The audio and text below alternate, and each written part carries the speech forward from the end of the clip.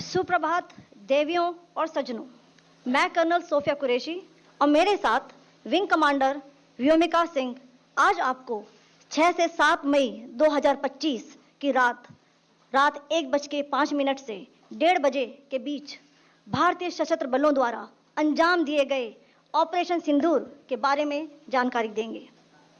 Operation सिंदूर 22 अप्रैल को पहलगाम में हुए विभत्स आतंकवादी हमले के शिकार मासूम नागरिकों व उनके परिवारों को न्याय देने के लिए लॉन्च किया गया था। इस कार्रवाई में 9 टेररिस्ट कैंप्स को टारगेट किया गया और पूरी तरह से इसे बर्बाद किया गया। पाकिस्तान में पिछले 3 दशकों से टेरर इंफ्रास्ट्रक्चर का निर्माण हो रहा है। इसमें recruitment, indoctrination centres, training areas व लॉन्च पैड शामिल थे, जो पाकिस्तान और पाक अधिकृत जम्मू कश्मीर POJK दोनों में फैले हैं। Operation Sindoor was launched by Indian Armed Forces to deliver justice to the victims of Pahalgam terror attack and their families. 9 terrorist camps were targeted and successfully destroyed. Over the last 3 decades, Pakistan has systematically built terror infrastructure. It is a complex web of recruitment and indoctrination centers, training areas for initial and refresher courses, and launch pads for handlers. These camps are located both in Pakistan as well as Pakistan-occupied Jammu and Kashmir areas. Some of the well-known training camps are located, as you can see on the screen. They are distributed from Savai Nala in the north, counting to approximately 21, ending at Bhagalpur to the south.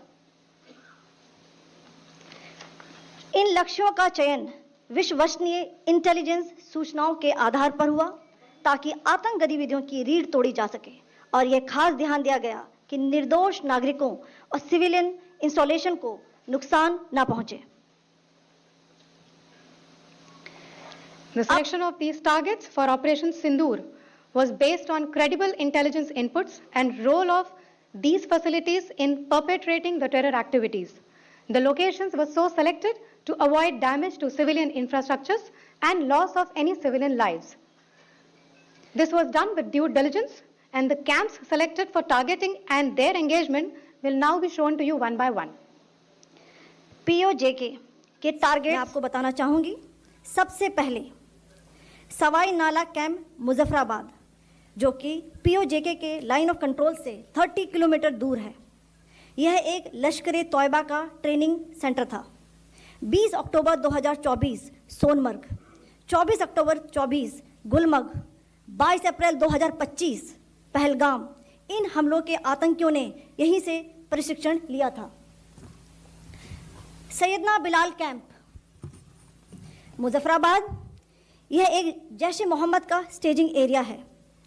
यह हथियार, विस्फोटक और जंगल survival training का केंद्र भी था। Gulpur camp Kotli, यह LOC से 30 किलोमीटर दूर था। लश्कर-ए-तौयबा का बेस था, जो रजौरी, पुंछ में सक्रिय था। 20 अप्रैल 2023 को पुंछ में और 9 जून 2024 को तीर्थ यात्रियों के बस हमले में यहीं से आतंकी को ट्रेन किया गया था।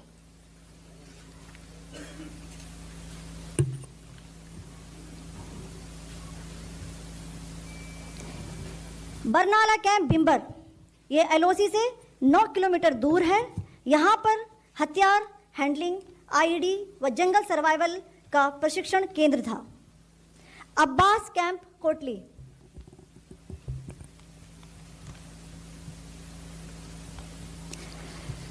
यह LOC से 13 किलोमीटर दूर है।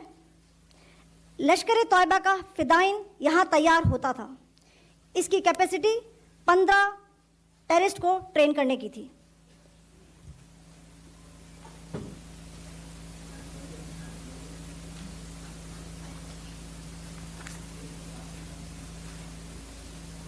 अब मैं पाकिस्तान के अंदर के टारगेट से अवगत कराना चाहूंगी। पहला, सर्जल कैंप सियालकोट, यह अंतर्राष्ट्रीय सीमा से 6 किलोमीटर की दूरी पर है, सांबा कठवा के सामने।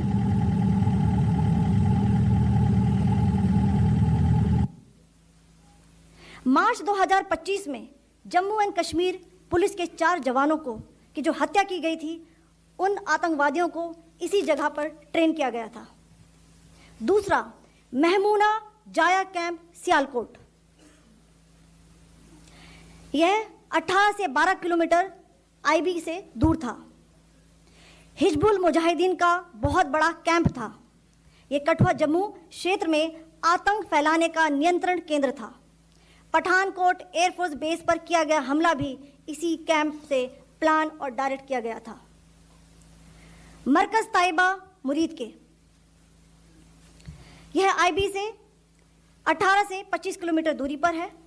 2008 के मुंबई हमले के आतंकी भी यहीं से प्रशिक्षित हुए थे। अजमल कसब व डेविड हेडली भी यहां ट्रेन हुए थे।